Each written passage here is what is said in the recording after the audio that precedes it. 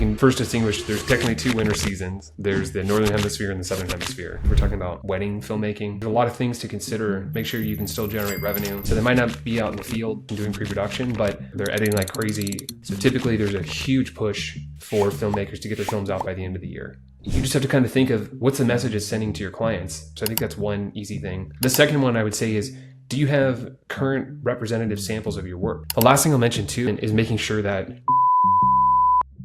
there's mistakes and there's free tools or very inexpensive tools that you can just run your site through there, even ChatGPT. Maybe there's an opportunity to use AI. So what are the common difference did you see into the both parties? Go through and list out all the projects that you've actually filmed, the filming is complete, and they haven't been delivered yet. If you normally film 20, 30 weddings a year and you only have 2 or 3 that are in your backlog, that's pretty good. You know, the goal is to underpromise and overdeliver. Hello everyone, welcome to today's video. If you are a wedding filmmaker or aspiring to be one, you are in the right place. As you all know, winter seasons are always very slow for the wedding filmmakers, but that doesn't mean your business has to be slow. Today I'm joining with Michael to really figure out some unique strategies and ideas that you can implement into your wedding film business that can make your business faster than any winter before. Without any further delay, I'd like to welcome Michael. So Michael, do you like to introduce yourself? Hey Antoine, great to be here. My name is Michael Guster. I'm one of the co-founders and the CEO of MediaZilla. So Michael, so you have been working with the wedding filmmakers for quite a long of time, maybe 13, 14, 15 years. So what did you see? What are the biggest challenges for the wedding filmmakers in the winter season? Yeah, it's a great question. Well, just to start, we can first distinguish, there's technically two winter seasons. There's the Northern Hemisphere and the Southern Hemisphere. So we can cover, obviously right now, it's December 1st, coming up kind of on the winter season in the Northern Hemisphere, in the Southern Hemisphere. So a lot of our customers in South America, Australia, South Africa, places around the equator don't really have a winter season. So we can kind of qualify that. But kind of what we've seen, same thing happened when we ran our own video production company. I would say specifically if we're talking about wedding filmmaking, the winter season, depending on where you live, how cold it gets, can last anywhere from a few months, maybe up to 6 months or something like that. And generally speaking, not that it's zero, but generally speaking, the volume is typically is much lower than it will be in spring, summer, fall, things like that. So just kind of at a high level, what we've seen is, it's, your bookings, you're not booking as many weddings, you're not filming as many weddings. So there's a lot of things to consider to kind of smooth your cash flow, make sure you can still generate revenue, revenue that you may have already collected. Can that carry you through? Have you kind of budgeted your money? And also during the winter season, if you're actually collecting and delivering, depending on how your packages are structured, are you actually collecting from your clients either before the event starts or whatever your contract states, upon delivery, the remainder before the wedding starts. So I would say specifically for weddings, that's kind of how things operate. Commercial side, a little bit different. You can definitely have bookings all year round. I see. And what do you think? How can they strengthen their online presence? Yeah. So, and I guess to qualify, you're saying mainly within during the winter season? Yes. Yeah. So I think, if we back up a minute, generally speaking, during the winter season, a lot of people that are doing events, they're still working quite hard. So it means for the most part, depending on how much they've stayed on top of their backlog of edits, a lot of times they're editing like crazy. So they might not be out in the field filming, doing production, doing pre-production, but more often than not, they're in their editing cave and they're editing like crazy, usually for a couple of key deadlines. At least in the US, you have Thanksgiving, which just recently passed. That's usually a big delivery date. And then typically there's a huge push towards end of year, either, kind of the winter holidays, but Christmas, you could qualify as one, and then New Year's for sure. So typically there's a huge push for filmmakers to get their films out by the end of the year. And especially those where maybe they filmed this 2, 3, 4 months ago or things like that. A lot of times they do not want this rolling into, next year into 2026. And a lot of times the clients really want to see them, and people have friends and family coming over. So that's usually a big push. But assuming, they have some of those knocked out, well, yeah, where can they spend some additional time? For sure, I think going through and kind of looking at things objectively for their website and a lot of their social media pages. A lot of times, just even when people email us for customer support, I'll usually always go take a look at their website and just see if there's any small things that we could try to help or make updates. Biggest things we see, if there's a copyright thing, it's almost 90% of the time it's the wrong year.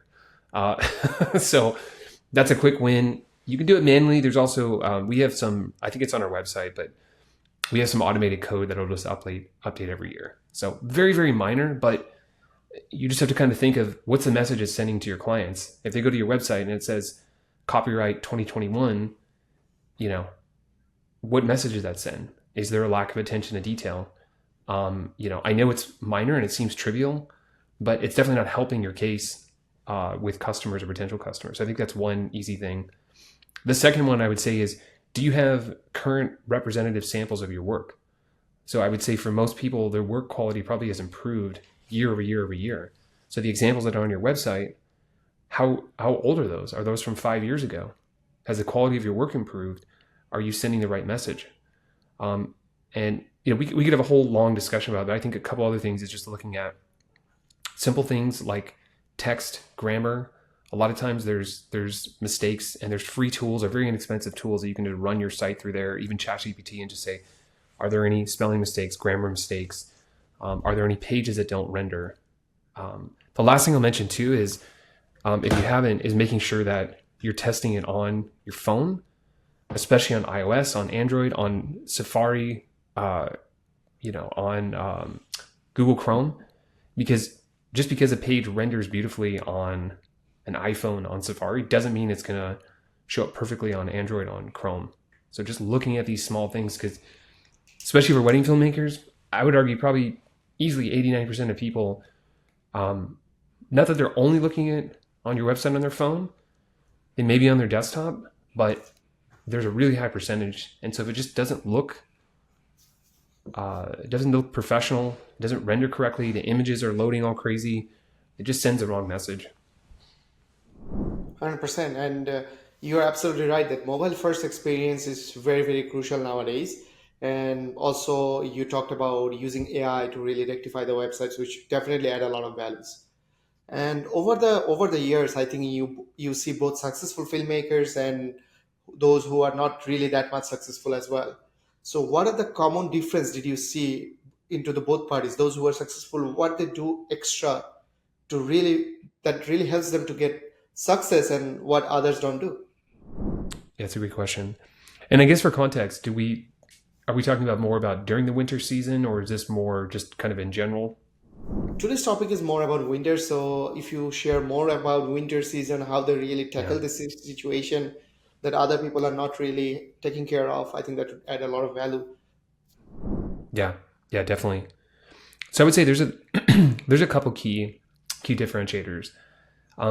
The first, I would say, kind of going back to our earlier discussion about the edit backlog. The first question is, how many videos, how many clients are in your backlog, and how long have they been sitting out there? And this isn't about beating yourself up. The first part is just looking at things objectively. Today's December 1st when we're recording this. Whenever you're watching this, I think it'd be a good exercise. Doesn't matter if it's on a piece of paper, if you create an Excel sheet, it doesn't matter the format, but just go through and list out all the projects that you've actually filmed, the filming is complete, and they haven't been delivered yet. It doesn't matter if you filmed it this past weekend, 6 months ago, whatever the case, but just objectively write these things down. Write down, today's date and when you film the event, and then just find out how many days have elapsed. And first just start out with, okay, well, what does that look like? If you normally film 20, 30 weddings a year and you only have 2 or 3 that are in your backlog, that's pretty good. That means that you have a process and you're staying on top of it and you're getting projects off your plate, rather efficiently. If you do 20 or 30 and you have 15 or 20 in the backlog, what it tells me potentially is that there's a flaw in the process. And there's many ways to solve this, and there's many ways to be successful at this, but at least just identifying, are you happy with your results? Are your clients happy? Because I would argue in general, the faster these projects get to the clients, the happier that they're going to be. I'm sure someone could argue the opposite and saying, well, building up some suspense and some anticipation can create a better result. And I wouldn't disagree with that, but I think there's definitely a point where a long time has elapsed, and especially depending on how you've set expectations on the front end. I would say, to answer your question directly on that regard, a lot of our clients that we've seen be very successful, they're very explicit when they're talking with clients and even in the contract. So they may indicate, after filming the event, we will deliver the final product or all the videos within whatever the period is, a month, 2 months, 3 months. And a lot of times contractually, they'll put the worst case scenario, which might be 2 months or 3 months or something like that. But, their goal is to underpromise and overdeliver. But again, kind of going back to that first part, is just having an honest assessment of what is actually in your backlog. And if you're not content with the results, or it looks like there's a problem, the first part is just identifying and saying, okay, I'm not happy with the results, and then start thinking through different ways that you might solve this. And try not to constrain yourself, not saying, oh, I need to work harder, I need to put in more hours, and I need to work 7 days a week. Like maybe that's a terrible solution. Part of the solution might be maybe you need to outsource some of your editing. Maybe you don't have to do the whole thing, but maybe someone could help you with the first 50% of it. Maybe there's an opportunity to use AI to start doing some of the grunt work that's very inefficient, but you could outsource some of that. So it's just kind of thinking through, is there a better solution so I can get a better outcome? So I would say that's one big thing. The second piece of it, I would say, is, again, kind of going back to, you were asking about filmmakers, their social media profiles, their marketing. The best ones we've seen is they take kind of a holistic view at least once a year. They could do it more frequently, but I would say at least once a year, they're going through holistically and trying to look at things objectively, maybe getting other people to look at their items, getting input, maybe paying someone to spend a couple hours reviewing their marketing material, but making sure at least once a year there's a cadence that they're going through and updating their material. And again, that could be their website, it could be their social media profiles, it could be their profile picture, it could be sample projects, it can be the text that's on there, it could be, obviously their pricing and their packaging, how they're representing themselves, their color schemes. But you could spend as much time or as little time as you have on this, but having a forcing function to actually do this. So maybe it's not in December, but maybe it's in January. So maybe you have to get most of these projects off your plate.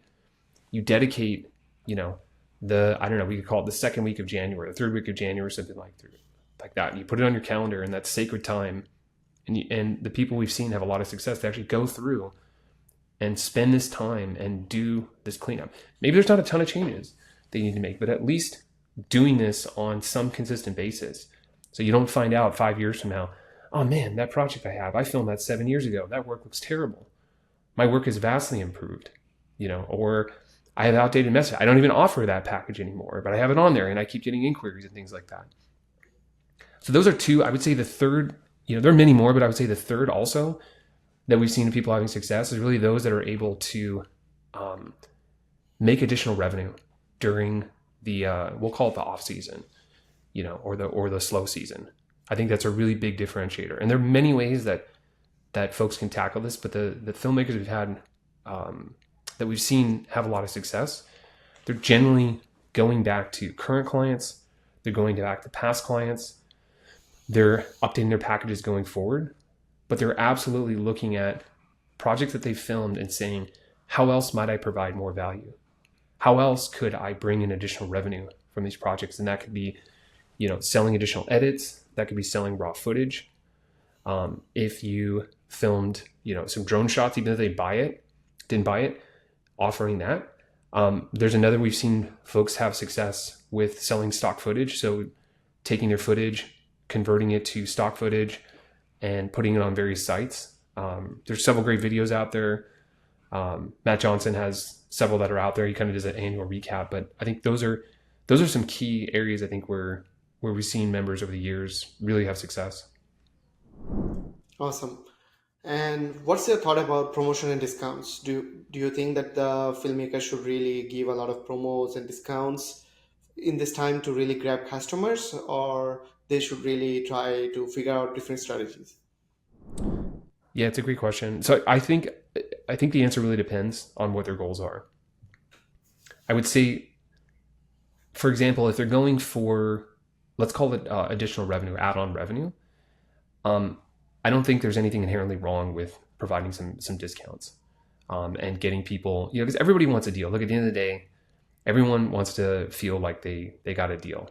And, I think people are almost hardwired to say, I don't want to pay retail. And if I'm paying retail, I feel like a sucker and I need to get a deal, even if it's 5 or 10% off or something like that. Some people don't care. But I think there's a lot of people who, you just look, today's Cyber Monday, right? And so everybody's scrambling. Oh my gosh, I can get AirPods for $20 off, and a Black Friday deal. So you can just tell it's kind of ingrained even on a global basis now.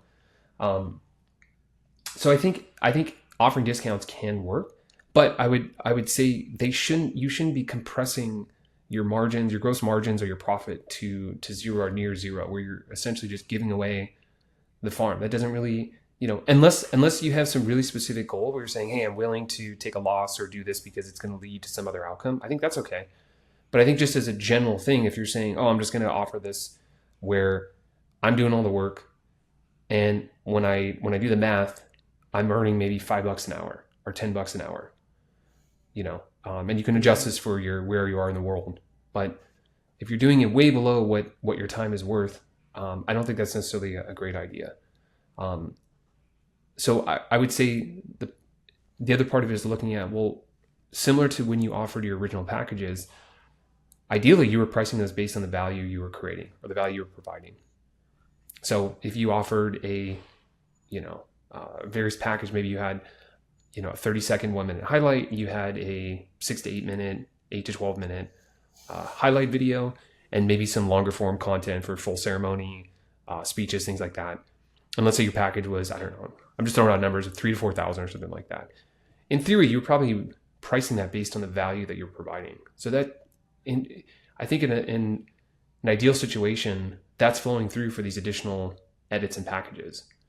But the good thing is your profitability on those are probably much greater because you've already gone through acquiring the customer, filming the actual event, capturing everything. So now you're doing these derivative edits. And in theory, you could kind of arbitrage these two. You could outsource some of the editing. There's nothing requiring you to do all these additional edits. So I would say that's kind of one way that you could tackle it. Yeah. And you already talked about a lot of additional services in the conversation before, but if I go very specific, like let's say I film a year 10 to 12 films per year, I'm still try to growing my business, I'm still doing it as a side hustle. What kind of additional service I can really offer to my couples during this winter season? Yeah, great question. So I think there's a couple things really specific. I think, well, the first part is looking at what are in your base packages. So for your example, someone filming, kind of getting early, maybe their first, second, third year, doing 10 to 12. First is looking at, okay, what is in your base package? For most folks, the base package probably ranges somewhere from, a trailer or a short highlight video that's meant, 30 seconds to a minute, something like that. There's typically some type of highlight or main feature. It's called many different things, but some video that's in this, we'll call it 6 to 12 minute range. And then there's typically some longer form content, and that varies filmmaker by filmmaker, depending on type of event, but that can be full ceremony, that can be speeches, that can be, longer form, getting ready. Obviously there's gonna be stuff in the reception, things like that. So I think the first part is looking at your packages, and then, creating maybe 2, 3 to maybe up to 5 different options, but maybe 3 additional options for your clients. For sure, raw footage, you can sell those, or you can sell this. Now, some people are inherently averse to selling raw footage, and I get it because a lot of times it's you have items that are footage that's out of focus, the composition isn't great, maybe you haven't done color correction on there. So I know some folks, they're kind of opposed to it because they feel like it doesn't represent their work, and I totally understand that argument. And then there's some folks who will say, well, let me at least offer it, and I'll explain to the clients, all right, this is what you're actually getting. This is not a finished product, but should you want the source footage, I can sell it to you. So that's kind of one option. Definitely additional edits for sure. This is a slam dunk. You can get as creative as you want. There's no laws of physics or anything that says, oh, you can only deliver these particular formats. You can get as creative as you want. You can create edits that have never been delivered before and aren't industry standards or industry best practices. There's no limits to creativity on this end. So I would encourage folks to really think about what's something unique and interesting. What do you think the clients might really enjoy? What was something unique about their wedding that didn't occur in other projects that you worked on? So I think that's something for sure. And then the other part of it too, I mean, kind of going along with this too, is you could do edits maybe that are geared for different folks. So again, you have, depending on the wedding, you might, obviously you're gonna have parents, grandparents, so aunts and uncles. You could kind of tailor the wedding where maybe it focuses a lot on the people who it's really hard to get them together. So maybe you have grandparents, aunts and uncles, great aunts and uncles, people that attended the wedding, and you could spend more time profiling if you did any interviews and things like that. And then obviously you can do long form content. So you can do, if you have a Catholic ceremony, that might be an hour, hour and a half, things like that. The other thing is, obviously for, I would say, East Indian weddings that may occur over multiple days. Again, you have tons and tons of optionality because you have so much footage that you've captured. You could create an infinite number of possibilities. Awesome. I think these are all great advice. And as you are a CPA as well and working with MediaZilla for a long time, what is your financial advice to the wedding filmmakers for this winter season? How should they manage their finances this time? Yeah, great question. So just anybody who doesn't know, CPA, certified public accountant, that's CPA, and different countries is called different things. Chartered accountant, that's like another terminology, but basically a nerdy accountant that's certified. So I would say, if, again, being December 1st, maybe if we extrapolate a little bit in the future, one is just, I know it's very difficult, but managing your cash flow throughout the year, I think, is super, super important. There's many ways that you can do this. And if you have access to, lines of credit and other, not saying anyone should take out a bunch of debt, but I'm saying there's ways to kind of do income smoothing and things like that. If hey, I get paid, 90% of my revenue comes in 6 months. And I have ways of kind of smoothing my income until that money comes in. But, I would say for the first part is if you can try to kind of annualize your income. So as an example, let's say you collected the bulk of your income, maybe from, we'll call it maybe March, let's say like March to August, something like that. Maybe that's 80 or 90% of your actual collections. So I know it seems very trivial, but knowing that, hey, that income that you collected, that needs to last you until that next big boost coming in the following year. So just being mindful that the money you've collected, I know it sounds trivial, so I apologize if this sounds really stupid and simple, but just managing that. So if you got paid over 6 months, this is similar to, some of you guys probably can identify, but for example, teachers, at least in the States, in the US, a lot of times they get paid over the course of 9 or 10 months. And there's a few credit unions that'll actually take your income and they pull out like 1/10 of your income or 1/12 of your income, and they put it in a savings account. So over the summer, if you're not teaching, you actually have this amount of money. So they make it the equivalent where you have kind of the same amount of income. So you could kind of do the same thing where, let's say you got the bulk of your income over 6 months, take out, 10%, if you will, and put that maybe into some type of savings account, and do that every single month. And so by the time that the bulk of your collections are over, you kind of have some of that money. So you're not worried about, seeing, okay, well, I have this money, I can spend this all. Well, what happens in the other 6 months? So I would say that's kind of one way you can do it. The second I would say is focusing on generating more revenue. Again, going back to earlier parts in the conversation, there's nothing that's stopping you from generating more money during the winter season. There's nothing that says, oh, well, this client, they only bought my mid-tier package, so there's no way I could possibly go back to them and offer additional services. It's like, no, that's nonsense. You absolutely can go back, and you absolutely should go back to them. And I would add, go back to past clients. There's nothing stopping you going back to clients that you filmed their wedding in 2024, in 2023, in 2022. There's nothing stopping you. And even if you contacted them last year, who cares? Contact them again and you can still be cordial and you can still be very polite without spamming them and overwhelming them. But there's nothing stopping you from saying, hey, I hope you're doing well. I can't believe the year's almost over. Just want to let you know I still have some of your raw footage. I would love to do an additional edit. Here's some of my offerings. Or, hey, I delete all my footage after 2 years. Just want to let you know as of January 1st, all my source files, and I won't be able to do any additional edits. If you're interested, let me know. Those are absolute opportunities. And I would say the third part of it, I know, again, this sounds really, really trivial, but actually following up, if there's any money that you need to collect, follow up on all of those collections. From an accounting standpoint, we'll call those your accounts receivable. So don't let those go delinquent or go very long. The longer you go, the harder potentially it becomes to collect that money. And you can look at, depending on how your contracts are structured. If you say, hey, I know for some folks, they collect everything before the event even starts. They might even put in there, if payment isn't made in full, I won't even show up. So kudos to those people who have those locked in. I would say that's very smart and prudent.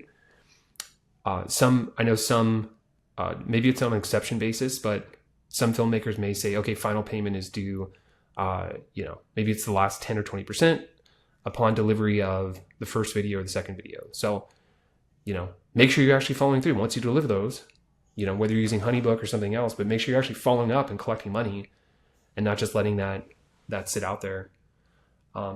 There's other stuff I would say that's not related to clients, but it's probably a topic maybe for another video. There's other creative ways that, especially if you're a small business owner, you could pursue. Awesome. And we are at the very last part of the video, but what is your last advice? What kind of strategies they should really follow now to really get booked for the upcoming spring or summer? Yeah, it's a great question. So I would say there's one, I'll give some input, but I'd say there's a lot of folks out there that can give really, really good advice too. So I would say, the first part is get information from other successful people as well. So I'll provide some of my thoughts, but also, looking at really successful people in the industry and kind of what they're doing. But I would say the first part is being proactive and getting ahead of the process and not just waiting and not procrastinating, because at the end of the day, look, people are getting engaged all year round. Weddings take place all year round. There's 2 hemispheres. There's different latitudes. So the reality is, look, if you really want to be, expand your potential for making money and being successful in the industry, if you're willing to travel, there's weddings all year round. Every single day of the year, depending on where you're willing to travel, getting a visa, your passport, all those good things. So I would say the one is just first assessing, where are you willing to travel? When are you willing to work? How far are you willing to go? So I would say that's kind of one thing. The second is really, again, being very, very proactive and not waiting until, February, March, or April and find, man, I don't have any bookings. I don't understand. And now you're trying to turn on the marketing machine and, maybe you've already missed quite a few opportunities. So again, what does this mean in practice? Okay.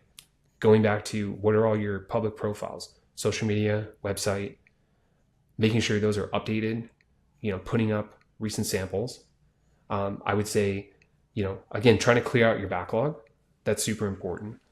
And another thing, we didn't really go into a ton of details, but I know that some people, they totally agree with this, and some people, they completely are the opposite. But I would say, it sounds crazy, but asking for referrals from your existing clients. I think you would be amazed. It sounds crazy, but how many people that get married, they have friends, family, coworkers that are also going to marry. Just as a simple example, I have older sisters, they're twins. They got married, I think 6 years apart. They use the same cinematographer. And why was that? Well, the person that filmed it did an outstanding job. He was reliable. The work quality turned out great. And my sister, in the front of her mind, the one that got married second, she was always thinking, oh yeah, of course I'm going with this filmmaker. They did an outstanding job. The work looked great. They provided a lot of value. So, that's kind of one thing. But I would say, yeah, really going and asking for referrals. I know this might be kind of taboo and people might feel awkward, but there's nothing, you have to just kind of get over that and just ask them and just saying, hey, there's many ways, there's training actually on this, but simple things of, You know, how is the quality of the work? Did you like working with me? You know, would you be opposed to providing a referral? Or if you know someone that's getting married, would you be opposed to passing on my contact information? Or you can ask me more direct, hey, who might you know that is getting married that needs a filmmaker? Do you know it? Is anyone in your network? Is anyone you know? Like, there's many ways. This is very, very high level. But there's many ways of asking for this. And maybe adjacent to this is also, you know, there's nothing wrong. I know some people are vehemently opposed to this, but I think also asking for reviews. I know most people will say, well, these should come up organically. And if they felt compelled enough, yeah, maybe. But sometimes I've written reviews organically. But if someone asks me and I had a great experience, I'm more than happy to do so. And sometimes it's just asking that actually prompts that. So I think actually asking some of your customers, you know, you can do it again. You can be very cordial. It doesn't have to be you're beating them over the head. You just say, hey, you know, were you happy with the video? Did it exceed your expectations? Like, get confirmation first, because you don't want them writing you a terrible review. Because if they come back to you and say, oh man, the experience was actually quite terrible and I really didn't like the video, you know, et cetera, et cetera. But if they're telling you to your face, hey, you did a great job, ask them for a review. Hey, would you be opposed to writing me a quick review on, you know, Google reviews? Hey, would you be opposed to tagging me on Instagram or Facebook or, you know, wherever the platform that you might benefit the most? So I think those are kind of a few things that folks could do. Awesome. So, Michael, we are almost at the end of the video. So, thank you very much for joining. I hope this video will definitely help the wedding filmmakers who are struggling in this winter season. Hope to see you again. Bye for now. Thanks so much.